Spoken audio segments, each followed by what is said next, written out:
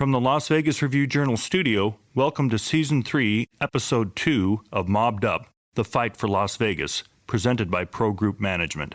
Additional sponsorship provided by the Golden Steer. I'm John Katsalamides, and I've covered Las Vegas since 1996.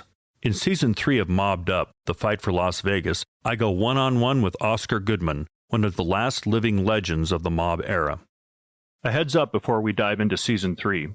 Mobbed Up contains explicit content such as strong language and depictions of violence, including murder.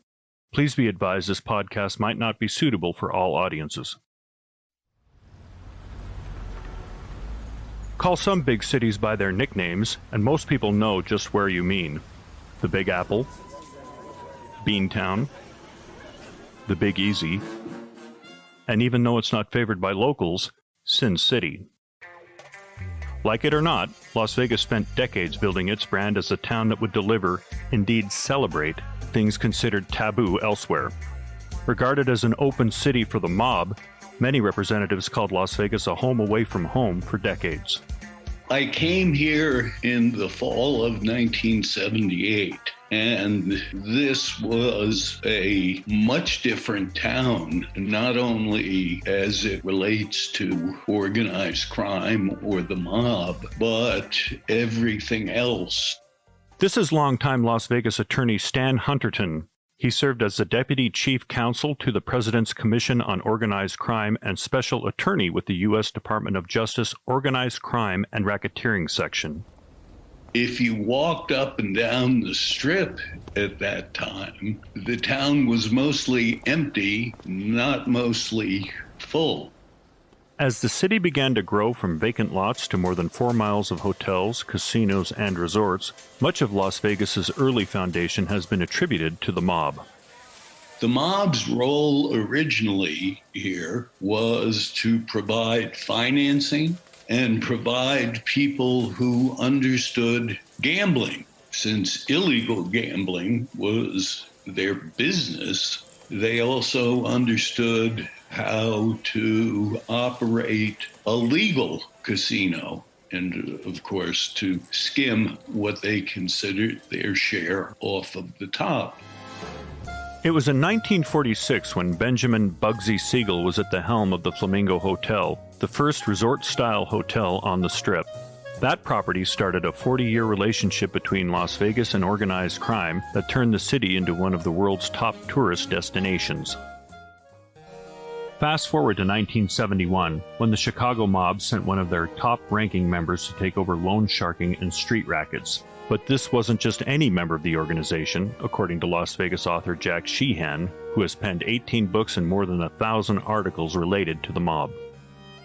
The two criminal figures that captivated the most attention when I got here in the late 70s was Jimmy Chagra and Tony the Ant Spilotro, who was reputedly the hitman of the Chicago mob. In addition to nicknames such as the Ant and Tough Tony, his reputation for a brutal brand of violence established him as one of the most fearsome mobsters of the 60s and 70s. He was involved in a sort of a management position at the Stardust Hotel, a lot of skimming of casino profits going back to Chicago and Miami. And Spilotro could be seen all over town. You'd go into a nightclub or even a fast food joint, and Tony Spilotro would be there. And he would always have a couple of his henchmen with him. I just looked at him as this dangerous kind of bad guy who had all these murders allegedly attached to him. Given his high profile, Spilotro was in constant need of legal protection, and who better to keep in his corner than the lawyer who had just won the case in the crime of the century, a man who was growing to become a well-respected figure and icon in mob circles, Las Vegas attorney Oscar Balin Goodman. The two were introduced in a sports book through mutual connections. The word spread around town that if you had any kind of problem with the Gaming Control Board or the Gaming Commission, you got to see Oscar. In those days, every Saturday and Sunday, they would bet the ball games, and it was all legal here. And Tony would go in. There weren't any restrictions against him at that point in time. He was trying to earn a living here. They wouldn't let him alone. I mean, they put a jacket on him as soon as he moved into town, and he was being abused by the authorities. And he came to me, and as a lawyer. Tony Spilotro was a made member, also known as a full-fledged member of the mob, who rose through the Chicago ranks as an enforcer and hitman. He was a very interesting fella, and people don't realize this because they didn't want to give him a chance.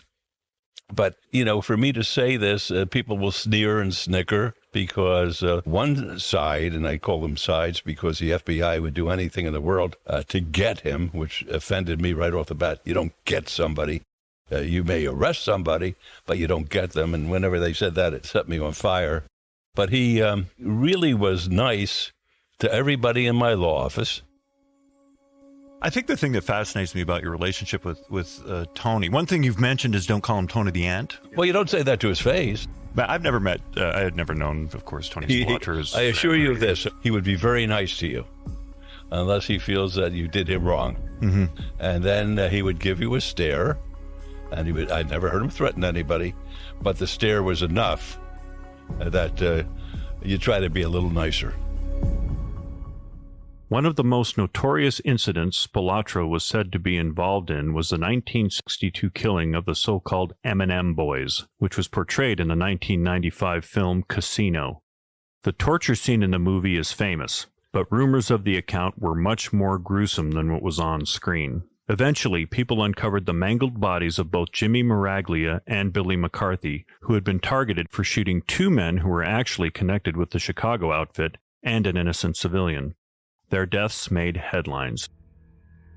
They were found in a car on the south side of Chicago, their throats slit. This would be just one of the cases on which Oscar Goodman would represent Tony Spilotro, and one that was among the hardest of his career.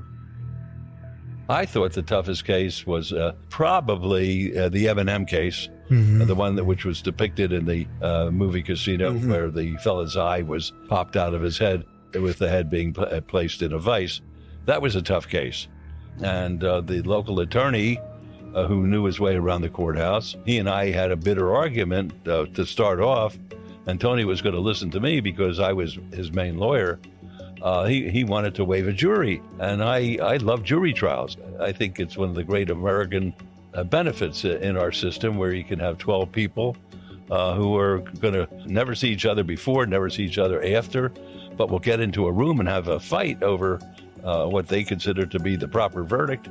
And I love jury trials. And the lawyer back there said no, because of certain of the legal issues. I think we should waive the jury and go to trial before the court. The court's a fair court, and he'll listen very much to your legal arguments and the like. That was a tough case for me. That was tough because I didn't have that jury to rely upon. It would take nearly 20 years for the outcome of that case to be revealed. It was one of many cases to come in which Goodman defended Spilotro. A years-long game of cat and mouse between Spilotro and federal prosecutors began, where he was suspected of killing 27 people. But the revolving door of arrests in Las Vegas and around the country did not result in jail time as a result of Oscar's representation. They arrested him, and then we either got him out on bail and he never went back in, or he was found not guilty.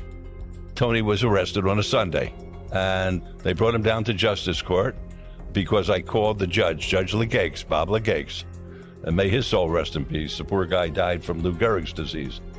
And I said, Your Honor, my client, Tony Spilotro, has just been arrested, and I would like an immediate bail hearing. And this is an honest-to-God true story. I'm not making these stories up. And he says, can you be down here about 2 o'clock?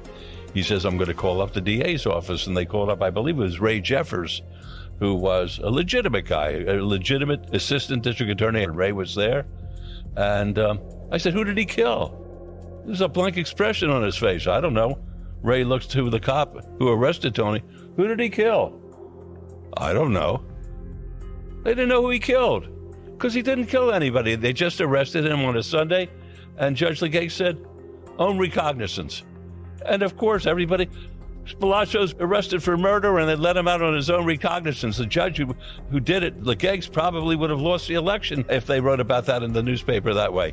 They didn't know who he killed. He didn't kill anybody. When Spilotro was first sent to Las Vegas, he was also instructed by mob bosses to keep an eye on Frank Lefty Rosenthal, a longtime oddsmaker who was in charge of the crime family's skimming operations at the Stardust and Fremont casinos. Money was being taken directly from count rooms and sent back by courier to mob bosses in Chicago, Kansas City, Milwaukee, and Cleveland, right under the noses of Nevada gaming regulators, as the Las Vegas Review-Journal reported on March 9, 2014. Spilotro operated the gift shop at Circus Circus until authorities forced him out. From there, he moved to the Gold Rush jewelry store near the Strip, where he began knowingly buying stolen jewelry in order to resell it for profit. All were alleged crimes that would land Spilotro in the middle of court and the court of public opinion on an almost daily basis. And in your head, did you ever think that he actually committed these offenses? I mean, did he actually put somebody's head in a vice? No, it wasn't up to me to make that decision. I was not a moralist. That's not what a defense lawyer does. I make sure that the Constitution is adhered to by the government, and that the government agents don't engage in prosecutorial misconduct. That's the way I tried every single case, the same way. It's a rarity I ever allowed a client to take the stand. I never let Tony Spilotro get on the stand. I never let him talk to the media. Some clients started to insist that they do it, and every time they opened up their mouth... Did he want to talk to the media? No, but he wanted somebody to speak up for him. He says, they're beating me up every day. There's a bad story about me. You got to defend me. I got to talk to this guy. I said, I'm not going to let you talk to him. Once that happens, we're through. But I had clients who basically put themselves behind bars because they insisted on taking the stand, and that was their privilege. One of the cases that could have landed Spilotro in jail had nothing to do with murder. Rather, it had to do with telephone soliciting in 1981. It involved a Las Vegas business called the 50 State Distributing Company. It was thought to be a cover for a boiler room scam, including a case with the Gillette Corporation based in Boston. After receiving hundreds of complaints from customers around the country that they had made purchases over the phone and never received what they ordered, the corporation turned to private investigators to unravel the mystery. Enter Mike Powell, a retired Los Angeles police officer, former chief investigator for Intercept in Hollywood, and the only undercover operative to successfully infiltrate the skimming operation. One day he got a call from someone he didn't know at the FBI with a request. And he said that they're looking for someone to go undercover. And I said, I wasn't interested. And he said, wait a minute, you got to hear me out. And he said, I've interviewed about a half dozen cops, DEA, FBI, to take this case, retired, and every one of them turned it down. Like your eyeballs raised right there, it piques your interest. And I said, why? He goes, because they were afraid. And quite frankly, I don't know if it's a good thing or a bad thing, but I was hooked. I said, what is it? He goes, we need someone to go undercover into organized crime in Las Vegas for the federal government. I said, I could be on a plane in 2 days. And that's where it all started. With more than a dozen boiler rooms in Las Vegas, it was a lucrative business. The big thing back then was the skim at the Stardust Hotel. The Stardust Hotel was bringing in about $5 million a year, and that was a big thing. So what my job was is to prove that the whole organization was involved in this. So we had to get a lot of different people and different levels of people in the corporation to admit that they are all aware it's a scam. And they said, so the prime suspects were the people from Chicago who hung out in a lunchroom in the middle of this big building. First, Powell had to get hired at 50 States. To do that, he needed a nod from Spilotro. He went to a bar he knew Spilotro's cronies frequented. He told the bartender he was flush with cash, in Las Vegas hoping to land a sales job. In the following days, Powell found himself face-to-face with Spilotro one night at a mob-owned gentleman's club for a very non-traditional job interview. So at 9 o'clock I went there, and they met me in the parking lot and got me between two cars, and kind of like, they had their hands on me. It was almost like they were patting me, but they weren't trying to be obvious, but I knew what they were doing. And then they said, look, we're going to introduce you to Tony. Tony runs everything in Las Vegas. If he gives you the okay, you're in.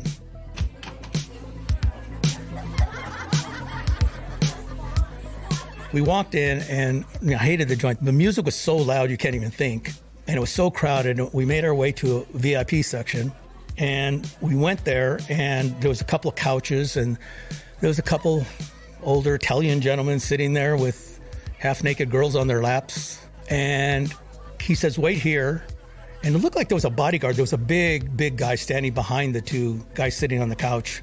And Paulie was the guy's name. He walked over and he whispers in, who I assumed at the time was Tony. And then he waved me in and had me sit in the couch. I was about 15 feet away. It was kind of a big area, but it was a private area. And they ordered me a drink. And when the girl came, I went to pay, and they go, you don't pay in this place. Okay, so they talked, I assume because they were whispering to each other. And I think maybe once or twice Tony looked down at me, and we were there about 20 minutes. I couldn't hear anything. Music was so loud. And then Paulie got up and came over, walked over to me, and he says, Tony wants to meet you. I said, okay. So I walked over, and he didn't get up. He put his hand out. I went to shake his hand, and he put his other hand on top of me like the two-hand grasp, and he yanked me in, like, commanding. And he whispered in my ear. He said, you be a good boy. I said, yes, sir. And they go, let's go. So we walk out in the parking lot, and they said, you know who that was? That's Tony Spilotro. He runs everything in Las Vegas. With Tony's approval, Powell would go on to be a salesman at 50 states and began his undercover investigation. He never saw Spilotro after that initial meeting, but it was clear that Spilotro was a man with cachet. After 3 weeks, more than 65 federal agents raided the phone operations with search warrants using information Powell had gathered. The agents recovered enough documents to fill more than one 40-foot trailer. As soon as Oscar Goodman heard that Spilotro's name was on the seized documents, he made his way to the scene. As I'm walking over, some lawyers were walking up this way, and one of them was Oscar Goodman. He was actually the first lawyer for them on the scene with some other lawyers. I got a call, and Oscar Goodman and his team got the case thrown out of court for illegal search and seizure because they seized all these documents, and what they busted them for was not only wire fraud, mail fraud, but they got them for money laundering and IRS tax evasion. I mean, it was a big, widespread bust, and the local judge here said that the warrant didn't specifically state anything to do with the IRS or money laundering or anything, so they threw the whole case out. So the federal government appealed to the Ninth Circuit Court of Appeals. The appeals court overturned the lower court's decision, ruling that prosecutors did have a legal right to pursue all criminal activities encountered during the raid. The business was shut down. In the end, there was nothing to find Spilotro's involvement worthy of a jail sentence. For years, Spilotro managed to stay out of prison, both in Las Vegas and Chicago, with the help of his loyal criminal defense lawyer, Oscar Goodman. He became the outspoken mouthpiece for Spilotro and other mob figures in an ongoing war of words with lawmen. But shortly after the 1981 raid, the feds began making headway in their investigation of Spilotro. Oscar certainly knew that Anthony Spilotro and the other mafia-linked clients of his, he had to know in his heart that they had done some really bad things.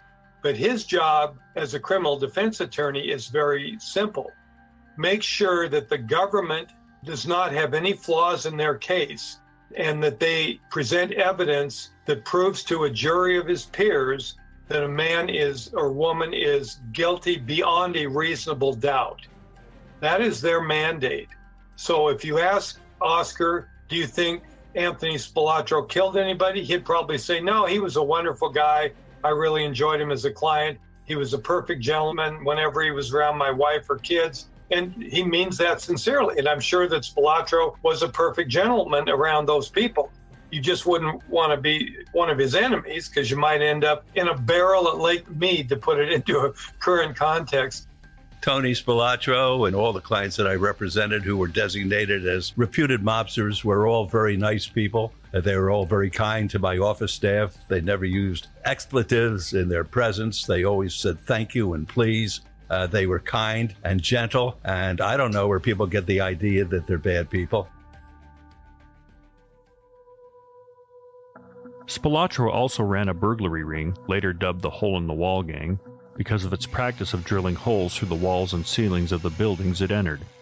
But he wasn't alone in putting this infamous group together. He had help, thanks to lifelong friend Frank Collada. Mobbed Up, The Fight for Las Vegas will be back after this. Can't get enough of the intrigue, drama, and excitement behind the history of Las Vegas? Live it by dining at the Golden Steer Steakhouse, the oldest steakhouse in Las Vegas and an old haunt of Tony Spilotro's. You know, the guy from the podcast you're listening to.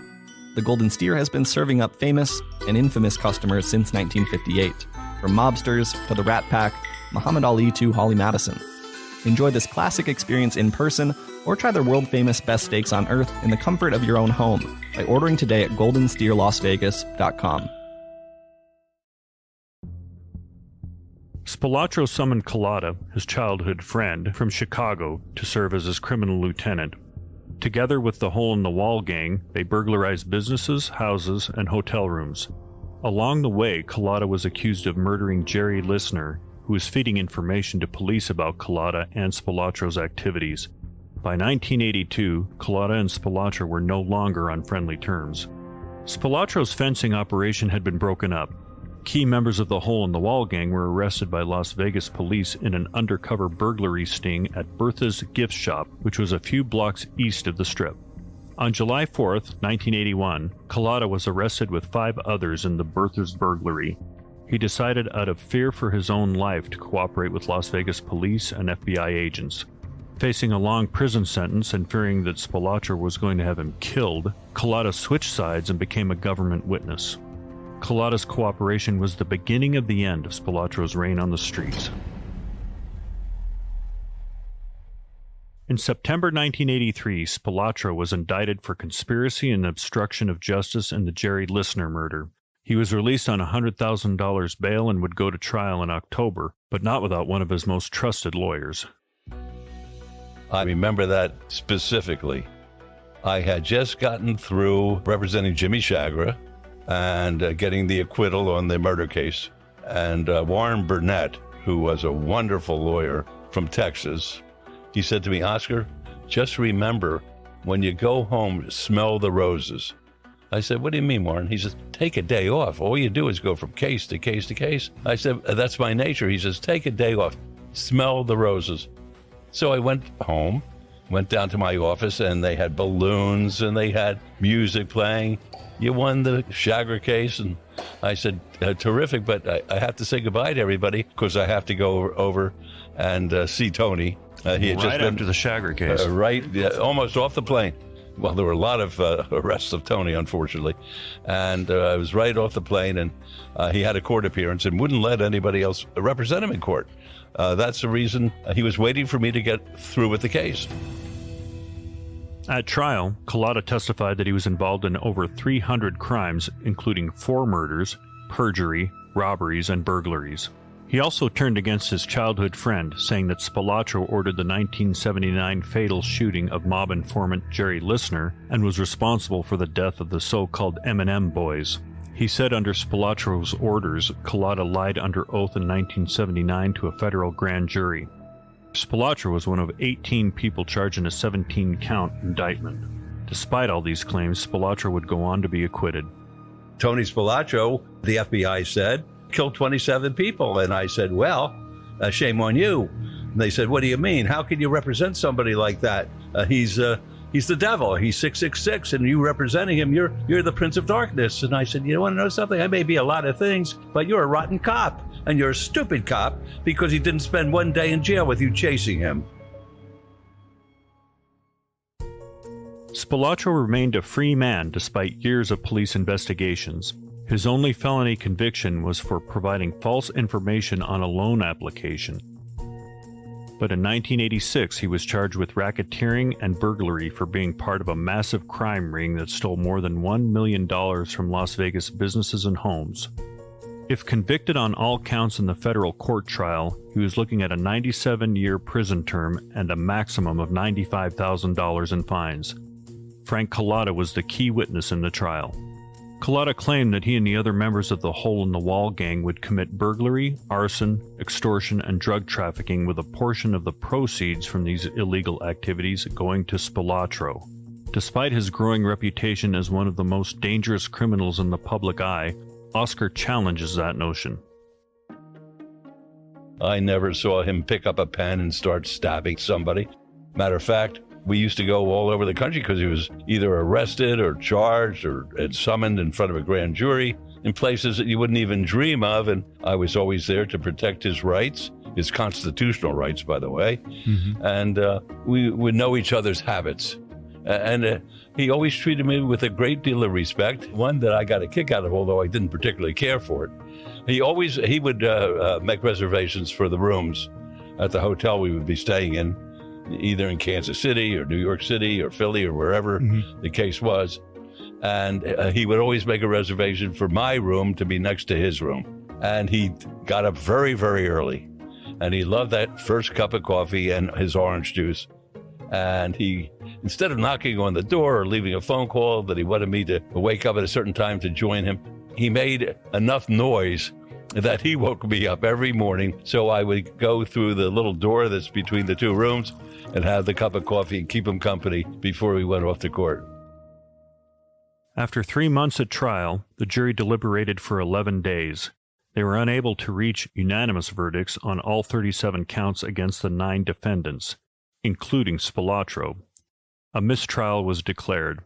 Tony and Oscar would have to go back in front of a court for a retrial, or so they thought. On June 14, 1986, just over a week before proceedings were due to start again, Tony and his younger brother Michael drove away together from Michael's house in Oak Park, Illinois. They were never seen alive again.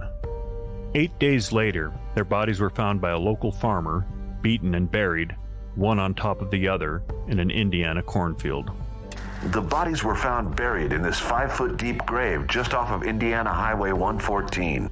Both bodies were located in the same grave site, with the 2 individuals stacked one on top of the other. An autopsy identified their cause of death as blunt force trauma. Years later, their killers, who acted under orders from mob bosses, would be convicted in Chicago.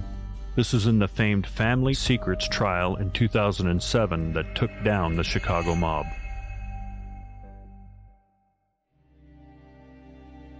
Under what circumstances and what was the environment in which you found out that he had died and the way he died? Well, I got a phone call, I think from Nancy, his wife, and she said, "Have you heard from Tony?" I hadn't heard from him. Usually I heard from him every day. He would stop up at the office every single day because I had 10 cases going for him every single day.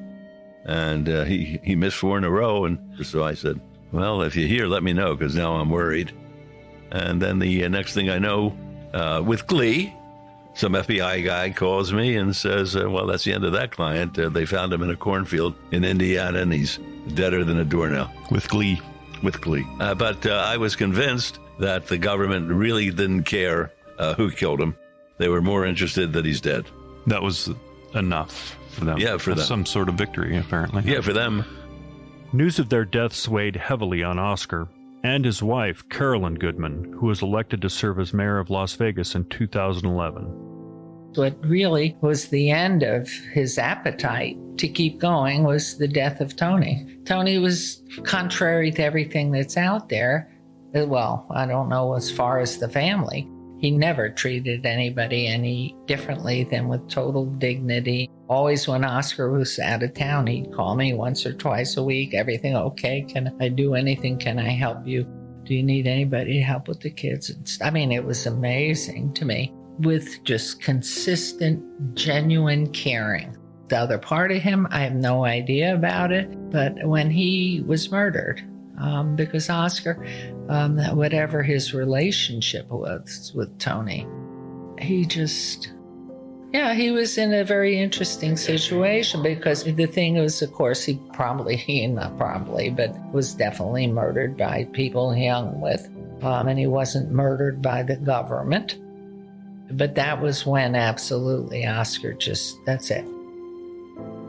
You know, with Tony, there were murder cases, there were racketeering cases, there were RICO cases, there was robbery cases, there was black book cases, one case after another. It took an inordinate amount of time that I devoted to my representation of him. And when he was brutally murdered, it's amazing. It dawned on me how much free time I had because I no longer had the burden of representing him. So it just, I had to switch my life around because it just took so much time. I really had nothing to do. Tony's death was the beginning of the end for the more than 40-year run of Las Vegas by the mob. By the time of his slaying, federal authorities had convicted a string of Midwest mafia bosses for skimming money at the Stardust, Fremont, and Tropicana casinos. Other mob figures had been convicted in Detroit and Las Vegas of wielding hidden influence at the Aladdin. The mob had lost its grip on the Strip, and its control over street rackets diminished. This is Las Vegas attorney Stan Hunterton. Nowadays, you can't build a showroom in a place like the Mirage or the MGM for what it costs to build a casino in the old days. I think we're living it now as we live in Las Vegas in this year, in the more modern era. And this has nothing to do with battles in the courtroom and who was right or who was wrong, or whether it's a good idea to use turned witnesses and wiretaps or a bad idea. It's a larger point, but I think maybe the most important one, and that is that Las Vegas simply outgrew the mob. The mob's heyday is long gone, but Oscar keeps a reminder of the significance of those days center stage in his namesake steakhouse at the Plaza in downtown Las Vegas. A large bronze figure of Oscar and Tony stands near the restaurant entrance. Worth close to $150,000, it weighs about 1,000 pounds and is made of museum bronze casting, a form of cast bronze that is made for indoor pieces. How come you're shaking every time you mention Tony's name? You begin to shake. Why? It's because I'm near this statue. Oh. I'm not sure that it's not. It's not real. Demonically possessed or something. No, it's a nice statue. It's modeled after a famous news photo of Goodman's courthouse conference with Spilotro. Behind the statue is a sign that reads, "Although Spilotro allegedly killed 27 people, with Goodman's defense, he never spent a day in prison. That is why Oscar Goodman is called Liberty's last champion." Spilotro, memorialized as a statue, even at a privately owned hotel casino, has proven controversial to those who know the alleged dark crimes of the alleged murderer.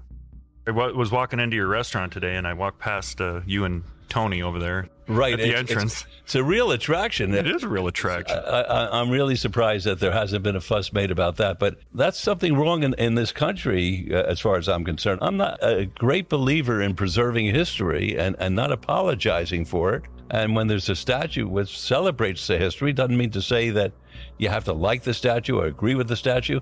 But these statues all over the country, they represent a certain time and a certain era. Civil War statues and the like, World War I statues and the like. And this statue represents a certain era in Las Vegas. World-renowned artist and sculptor Brian Hanlon donated the time and materials for good counsel. Hanlon says, "The motivation behind it is to properly have historical markers for Oscar's life, which is one of the most extraordinary in the whole history of Las Vegas." The Mob Museum was offered the piece, but declined to display it before it settled at Oscar's Steakhouse. The Mob Museum president and CEO Jonathan Ullman told us, quote, "The museum has a number of exhibits prominently featuring our chief visionary Oscar Goodman and his prolific career, designed to specifically illuminate his story and career and its significance to mob history. The museum will forever be indebted to him." At the time of his death in 1986, the FBI suspected Tony Spilotro was involved in more than 24 murders. But there may be more than meets the eye to Tony's reputation, according to Mob Museum VP of Exhibits and Programs, Jeff Schumacher. Now, he may have been involved in murders, or maybe he wasn't. We don't have any kind of government record that shows that he was at this point.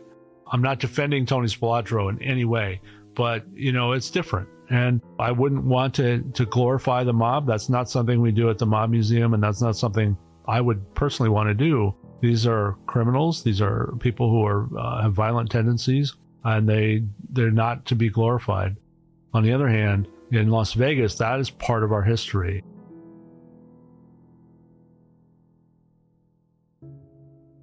Aside from Jimmy Chagra and Tony Spilotro, Oscar Goodman's long list of clients included some of the biggest mobsters of the era, including one who would be immortalized into cinema history, along with Oscar himself.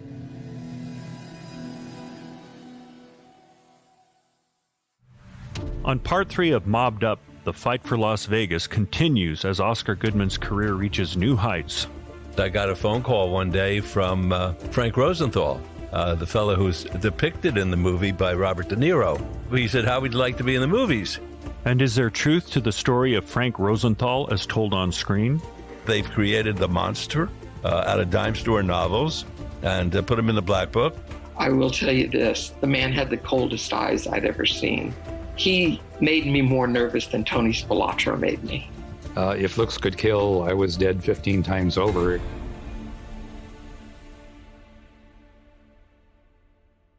This has been Part 2, Season 3 of Mobbed Up, a production of the Las Vegas Review-Journal in partnership with the Mob Museum. If you like what you hear, please subscribe to the series on Apple Podcasts, Spotify, or wherever you're listening right now. Also, be sure to leave us a rating or review. Production staff includes Managing Editor Anastasia Hendricks, Producer Carrie Roper, Field and Studio Production by Larry Muir, Sound Design and Mix by Greg Conway. Special thanks to Oscar's Steakhouse in downtown Las Vegas at the Plaza for hosting us on site. And our guests, Jeff Schumacher from the Mob Museum, also Carolyn Goodman, Stan Hunterton, Jack Sheehan, and Mike Powell. To learn more about Mobbed Up, visit lvrj.com/podcasts. I'm Review Journal columnist John Katsalamidis. Thanks for joining us, and we'll see you on the next episode.